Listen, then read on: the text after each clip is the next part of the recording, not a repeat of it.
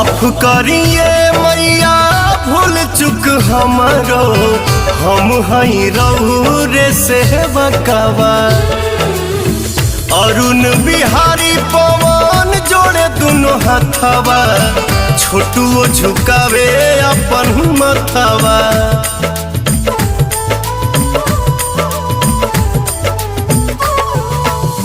माफ करी